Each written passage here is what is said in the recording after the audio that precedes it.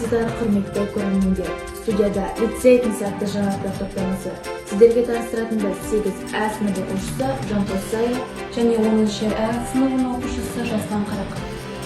Бүгінгі жаңалықтарда көретіндеріңіз жетістіктер айдары және Қазақстан болашағы, білімді оқушы, жауапты ұстаз, зияткерлік білім тақырыбындағы жаратылыстану әдістемелік пән бірлестігі айлығының ашылу іс-шарасы.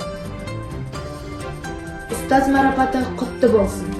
3-4 желтоқсан күндері Алматы қаласында мұғалімдер шеберлігін дамыту, құзыреттілігін арттыру және білім мен тәжірибе алмасу мақсатында өткен математика, физика, информатика пәні мұғалімдер үшін ұйымдастырылған халықаралық шығармашылық байқауына мектеп-лицейіміздің физика пәні мұғалімі Қапарбек Хадиша қатысып, 3-ші дәрежелі дипломмен марапатталды.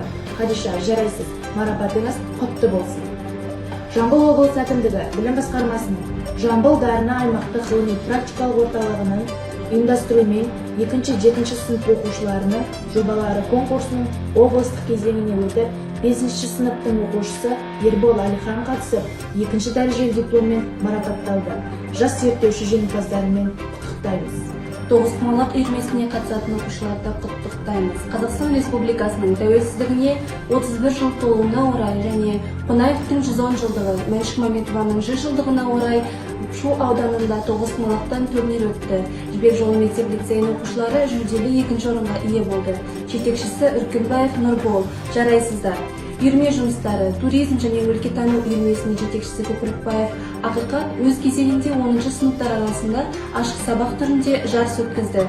Жібек жолы мектеп-лицейінің жастар жемқорлыққа қарсы мүмкіндігін жоспарына сәйкес, желтоқсан айының 5-інде 9-11 сыныптар арасында 9 желтоқсан халықаралық сыбайлас жемқорлықпен күрес, сыбайлас жемқорлықсыз ел, өркендеуші ел тақырыбында сынып сағат өтті. Сабақтың негізгі мақсаты патриоттық тәрбие қалыптастыру, оқушылардың өз мемлекетіне деген жауапкершілікпен қарауы және әділетті болуға тәрбиелеу. Жібек жолы мектеп-лицейінің география пәні мұғалімі Құманбаева Гүлнұр 9-ші сыныптар арасында Қазақстанның ішкі суларының түрлері тақырыбында ашық сабақ өткізді. Сабақтың негізгі мақсаты Қазақстан суларының түрлері, олардың сипаты және Қазақстандағы өзен-көлдер, жерасты сулары мен мұздықтардың жалпы сипаттамасы. Жібек жолы мектеп-лицейінде 2022 жылдың 14 желтоқсанда Ақылды балақай үйірмесінің жетекшісі Шәуенова Шарбану 6-ші сынып оқушыларына сенімділік атты тренинг өткізген болатын. Жалпы бұл тренингтің мақсаты әрбір бала бойындағы сенімділікті арттыру. Ал Ақылды балақай үйірмесінің негізгі мақсаты әрбір бала бойындағы ақылдылықты, тәрбиені арттыру болатын. Жалпы тренингке тоқталатын болсақ, тренинг әрбір оқушының бойындағы сенімділікті, сонымен қатар өмірге деген көзқарасын арттырды. Сонымен қатар әрбір бала бойындағы имандылықты, тәрбиені көрсетті. Жібек жолы мектеп-лицейінде 16 желтоқсан тәуелсіздіктің қарсаңында оқушылардың елін, жерін сүйетін, тарихы мен мәдениетін құрметтейтін, тәуелсіздік сөзін қадірлейтін азамат болуға тәрбиелеу мақсатында тәуелсіздік орындалған арман атты сынып сағат өтті. Жібек жолы мектеп-лицейінде 2022 жылдың 13 желтоқсан күні жас психолог үйірмесінің жетекшісі Жаңыл Жұманбаева 11-ші сынып оқушыларымен үздік аттестат, алтын белгі үміткерлерімен сенімділік атты тренинг өткізді. Тренингтің негізгі мақсаты білім алушының өзіне деген сенімділікті жоғарылату, өзге адамның пікіріне, бағасына, сынына тәуелділікті жою, ішкі еркіндік қарым-қатынас пен іс-әрекеттегі бақуаттылықты дамыту. 2022 жылы 15 желтоқсанда әрбір оқушының бойындағы еліне, жеріне деген патриоттықты арттыру негізінде 10-ші және 11-ші сынып мұғалімдері арқасында желтоқсан оқиғасының негізі көрсетілген болатын. Ал енді экологиялық пирамида ғылыми жобасына тоқталатын болсақ, экологиялық пирамида ғылыми жобасына біздің мектептен 2 оқушы қатысқан болатын.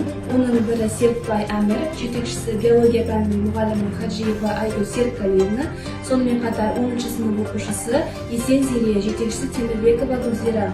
Жалпы облыстық кезеңге жолдама алды. Құтты болсын, сәттілік тілейміз. Топик KZ платформасына тіркелу өз бастауын алды. Мектеп оқушыларының білім сапасын көтеруде цифрлық технологиялардың алар орны ерекше. Сол мақсатта мектеп-лицейіміздің мұғалімдері платформаға тіркелуін бастауын алды. Ол отандық алғашқы электронды кітап Алматы кітап баспасы зерделеп шығарады. Platformada o'quvchilar va muallimlar turli interaktiv o'yinlar, beyneler және audio materiallar ko'rib foydalana oladi. Qo'llanuvchilar uchun 1-11 sinflarning barliq o'qituvchilari qo'ljetimda. O'quvchilar o'tgan taqriqda qaytalay oladi және bilimlari bekituvga мүмкіндіктер beradi. 2022-2023 o'quv yillarida birinchi jартыжылдығында республикалық ғылыми жоба және пән олимпиадалары мен спорттық жарыстардың жеңімпаздарында оқушыларды марапаттау іс-шарасы өткізілді. Сонымен қатар осы жартыжылдық мұғалімінің негізінде Сүпова 12-10 сыныптар арасында, яғни 10-шы А, 10-шы Ә кластарының арасында Қызыл еткен бағдарламасының мотиві бойынша арнайы жарыс сайыс өткізген болатын. Әрбір оқушылар өздерінің ерекше қырларын көрсетті, сонымен қатар ғылыми тәжірибелермен танысты.